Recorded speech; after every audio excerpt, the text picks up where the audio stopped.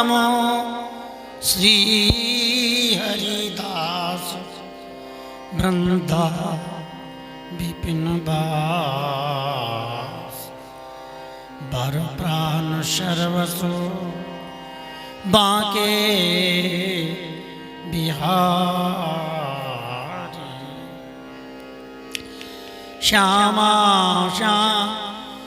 श्याम जुगल रूप माधुर्य के रसिक रिजवार प्रेमावतारी परम वैराग्य निधि बसत निधि वन सदा भावना लीन सुप्रवीण भारी कामना कल्पतरु सकल संताप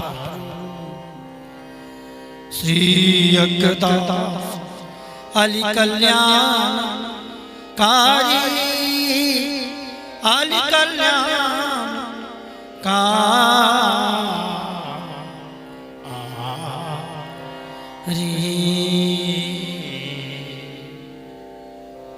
श्री वृंदावन बिहारी लाल की जय। श्री भगवत ऋषि जी महाराज की जय जय श्री राम।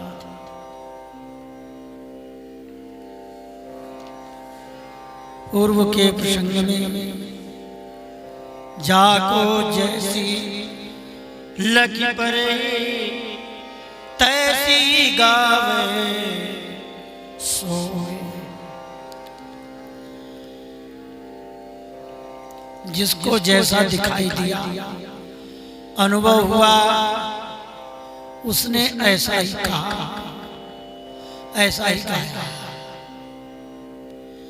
इसी भाव को प्रस्तुत कुंडलिया में पुष्ट कर रहे हैं श्री भगवत श्री महाराज। वेद पुराण शास्त्रों में विभिन्न प्रकार के मत मतांतरों में बहुत से धर्मावलंबी मतानुयायी अपनी अपनी बात कहते हैं, तो उस बात को समझा रहे हैं।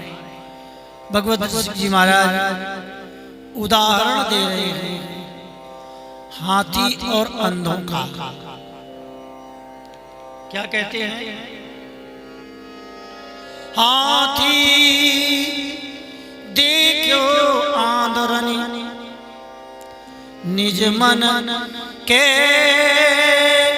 उनमा कान पूछ पद पीठ गई कर्यो सबने परमा।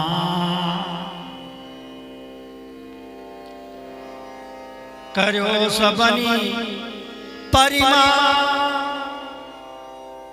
कर्यो सबनी परिमान बिटोरा सूप पेट तर जगरे संत मंत निगम आगम पुराण भगवत रसिक अनान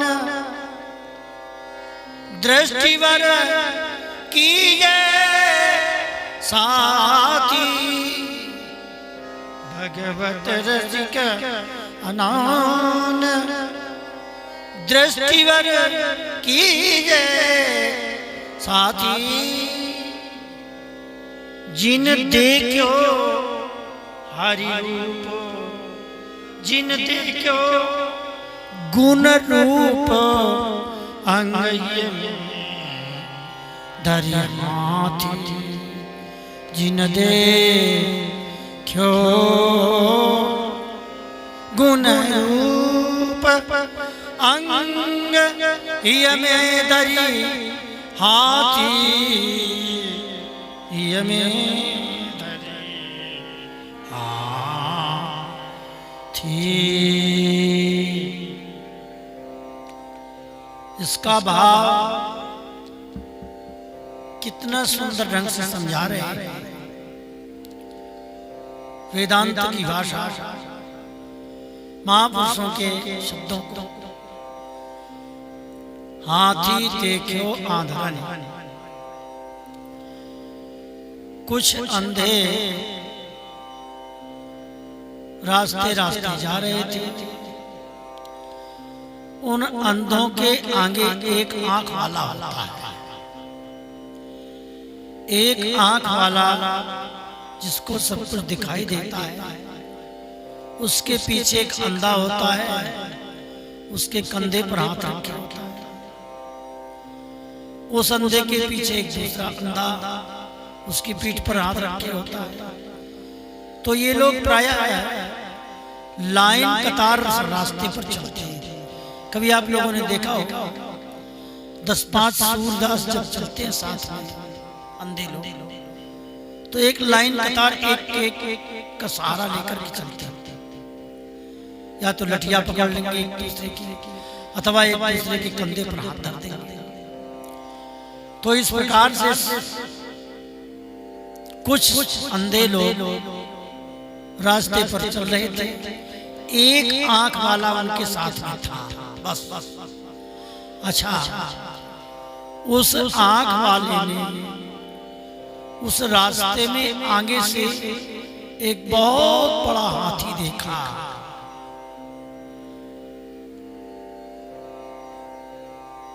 आंख वाले ने हाथी के स्वरूप को, हाथी के गुण को, हाथी के स्वभाव को, उसकी आकृति को, हाथ पैर मुंह पेट सब कुछ देखा, विधिवत देखा और चलते हुए देखा। चलते हुए जब वो हाथी आगे से आया तो उसने शोर मचा दिया, अरे भाई बचो, हटो, एक किनारे हो जाओ, हाथी आया, हाथी आया। तो पीछे वाला सूरदास बोला, कैसा होता है? अच्छा, वो जब सब घेर के खड़े हो गए तो हाथी बेचारा बहुत सीधा था। वैसे भी हाथी सीधा ही होता है। पढ़ा पढ़ाया हाथी था, बड़ा सुंदर था। उन विचारों को देखकर हाथी चुपचाप खड़ा हो गया। अच्छा, होता क्या है, उनमें से एक सूरदास चंचल प्रकृति का, अच्छा ये जो आंख के अंधे जो लोग होते हैं, वो ज्यादातर जो चीज पकड़ते हैं बड़ी मजबूत पकड़ होती है। बहुत अच्छा ये लोग गाते बजाते हैं। तो वो सूर अंधा वो हाथी की तरफ गया अंदाज से, तो उसकी पकड़ में आ गया हाथी का पैर। अरे शोर मचाया, मैंने हाथी पकड़ लिया, मैंने हाथी पकड़ लिया। दूसरा दौरा उसने कान पकड़ लिया, कान पकड़ में आया, टटोल रहा था, वो कान ही पकड़े रहा। वो शोर मचाता, मैंने हाथी पकड़ लिया। कान, पूंछ, पद, पीठ, किसी ने कान पकड़ा, किसी ने पूंछ पकड़ा, किसी ने पैर पकड़ा, किसी ने पीठ पकड़ा, पेट को पकड़ा और करे सबन परमान। कान, पूंछ, पद, पीठ, गई माने पकड़ना। जिसके हाथ में जो अंग आया केवल उसने वही पकड़ लिया, बस। लेकिन जिसने पूरे हाथी को देखा था वो दूर खड़ा है हाथ जोड़ करके, वो कुछ नहीं कह रहा। करो सबन परिमान, बिटोरा सूप पेट तर। अच्छा, कुछ देर तो हाथी खड़ा रहा। अब हाथी की मस्ती है, जितनी देर हाथी आपके पास रुके, कोई जबरदस्ती तो है नहीं हाथी कि हम हाथी को बांध लें। वो तो हाथी अपनी मस्ती का है, उसने झटका और चल दिया। जो ही उसने एक झटका दिया तो कान सिर हिलाया तो कान वाला छलक के गिरा, पैर वाला नीचे गिर पड़ा, पूंछ वाला नीचे गिर पड़ा, सबके सब दूर में लौटने लगे। हाथी चला गया, अपनी रास्ते निकला। अब वो जितने सूरदास थे सबने अपनी अपनी लठियां पकड़ी और एक दूसरे से लड़ने को तैयार हो गए। एक कहता है, बोले वो हाथी जो है बिटौरा माने कंडों का जो ढेर होता है ना, उसे ब्रज में बिटौरा कहते हैं। अलग अलग देश की अलग अलग जिले की भाषा है। बिटौरा शब्द का अर्थ है कंडों का, उपलों का ढेर। वो कहता है हाथी ऐसा है जैसे कंडों का ढेर हो, बहुत बड़ा। दूसरा कहता है नहीं नहीं, हाथी तो केले के खंबे के समान है, क्योंकि उसने पैर पकड़े थे तो उसको केले का खंबा सरीखा लगा। एक ने पूंछ पकड़ी थी तो कहता है नहीं, वो हाथी झाड़ू के समान है, बुहारी के समान है। अच्छा, एक ने कान पकड़ रखे थे तो जिसने कान पकड़ रखे थे वो झगड़ा करने लगा कि वो सूप के समान होता है। सूप वो उसे कहते हैं जो गांव में महिलाएं अनाज डाल करके उसमें कीड़े या कंकड़ अलग कर देती हैं और अच्छा अच्छा दाना अलग हो जाता है, उसे सूप कहते हैं। वो सूप की आकृति का वो चौड़ा चौड़ा होता है। अब सब लोग बड़ी जोर से झगड़ा करने लगे, आपस में लठियां चटकाने लगे, एक दूसरे के झगड़ा होने लगा। तो जिसने पूरा हाथी देखा था वो आगे वाला जिसके आंख थी, जिन देखो गुण रूप, जिसने हाथी के गुण और रूप को देखा था वो तो मगन हो गया था उसके स्वरूप को देख करके।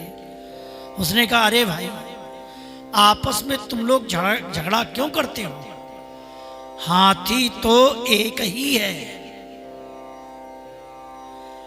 उस हाथी के आपने अलग अलग अंग पकड़े हैं, किसी ने पैर पकड़ा, किसी ने कान पकड़ा, किसी ने पूंछ पकड़ी, किसी ने पेट पकड़ा, और तुम लोग सोचते हो हाथी केवल इतना ही है।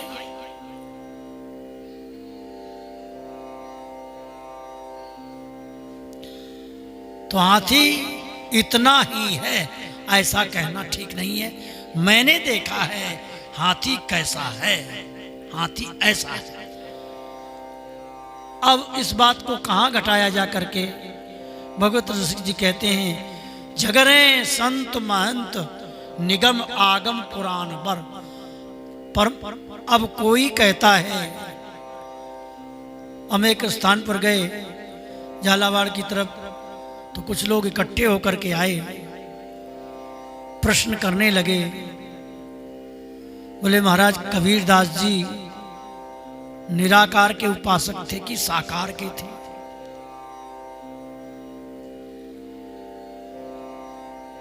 तो बहुत चर्चा हुई इस विषय पर।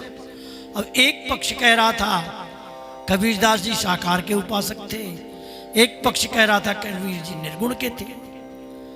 अरे भाई, वो निर्गुण के भी थे, सगुण के भी थे। सगुणई अगुणई नहीं कछु भेदा।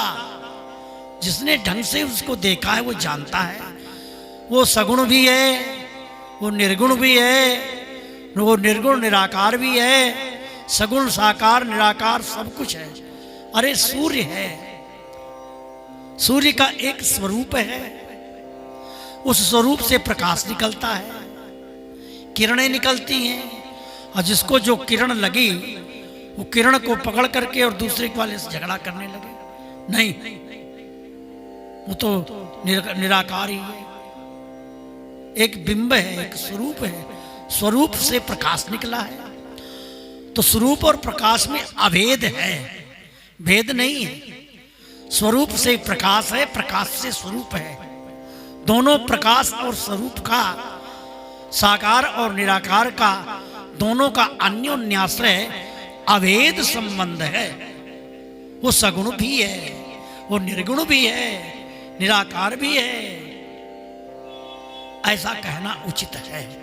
उसे किसी सीमा में नहीं बांधा जा सकता, क्योंकि वो असीम है।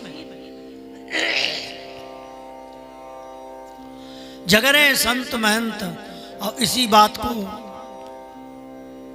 महापुरुषों के अलग अलग रास्ते हुए।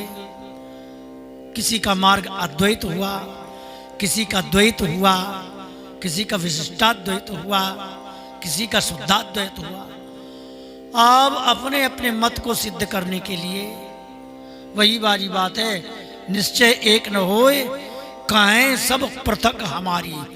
हर एक संप्रदाय वाले अपनी अपनी उपासना को सबसे श्रेष्ठ बताते हैं और दूसरे को छोटा करने का प्रयास करते हैं। लेकिन भाई भूपत सब समान, अब राजा की दृष्टि में सब समान है। ऐसे ही संत महंत और निगम, वेद पुराण शास्त्र, पुराण बर, भगवत रसिक अनन्य संग बर कीजिए साथी। अब श्री भगवत रसिक जी कहते हैं कि देखो भाई, जिन भगवत रस के रसिक अनन्य महानुभावों को की दृष्टि श्रेष्ठ है, दृष्टिवर, जिनको वो दृष्टि प्राप्त हो गई है, कीजिए साथी, उनको अपना साथी बनाओ, मित्र बनाओ। जिन महापुरुषों ने साक्षात परमात्मा का दर्शन किया है, अनुभव किया है, ऐसे महापुरुषों को तुम साथी बनाओ अपना। उनसे प्रेम करो। जिन देखो गुण रूप, जिन्होंने श्यामा श्याम के रूप को देखा, श्यामा श्याम के गुण को देखा, श्यामा श्याम को सब तरह से जिन्होंने दर्शन किया, अंग ही में धरी हाथी, और पूरे हाथी को जिन्होंने देखा, पूर्ण रूप से परब्रह्म परमात्मा का दर्शन किया, उनको तुम अपना साथी बना लो, तब तुम्हें भी ज्ञान हो जाएगा। जब उस आंख वाले ने उन सूरदासों को समझाया कि देखो भाई, आपस में झगड़ा मत करो, हाथी एक ही है और तुम लोगों ने उसके अलग अंग अंग पकड़े थे, इसलिए वो एक होते हुए अनेक है, अनेक होते हुए एक है।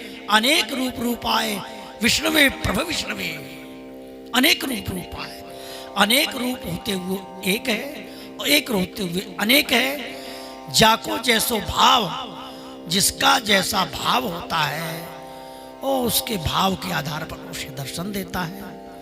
भागवत में भी एक स्थान पर ऐसा वर्णन आया है, अत्रि ऋषि जी ने तपस्या की, भजन किया, पर कोई एक केंद्र नहीं बनाया कि हमें ब्रह्मा जी का दर्शन हो, कि शिव जी का हो, कि नारायण का दर्शन हो। जो इस सृष्टि के रचयिता हो, जो इस सृष्टि के संहारक हो, जो सृष्टि की संरक्षण रक्षा करने वाले हो, वो कृपा करके हमें दर्शन दे। तो तीन भाव प्रकट थे, तो तीनों दर्शन दे दिए। अत्रि जी बोले भाई मैंने एक को बुलाया है, आप तीनों कैसे आए? तो तीनों ने कहा कि देखो, हम तीनों एक होते हुए तीन हैं और तीन होते हुए एक है। ब्रह्मा जी बोले हम इस संसार की सृष्टि करते हैं। विष्णु भगवान बोले मैं इसकी रक्षा करता हूँ, पालन करता हूँ। भोले बाबा बोले मैं प्रलय करता हूँ, संहार करता हूँ। इसलिए तीन होते हुए एक है, एक होते हुए तीन है। इस प्रकार वो परमात्मा एक होते हुए अनेक है। भक्तों के भाव के आधार पर जैसा उनका भाव होता है, ऐसे उन्हें अनुभव देता है। ये भाव श्री भगवत जी महाराज प्रकट कर रहे हैं। आगे के कवित्व में कुंडलिया में ईश्वर बाजी गर रचो जग जेवरी को सांप। अब इसमें भगवान की माया और भगवान का स्वरूप, उनकी माया और परमात्मा, इन दोनों का वर्णन किया है कि देखो भगवान ने कैसी माया फैला रखी है संसार में। माया के चक्कर में ये जीव भगवत विमुख हो जाता है। इस भाव को आगे के कुंडलिया में प्रकट करेंगे।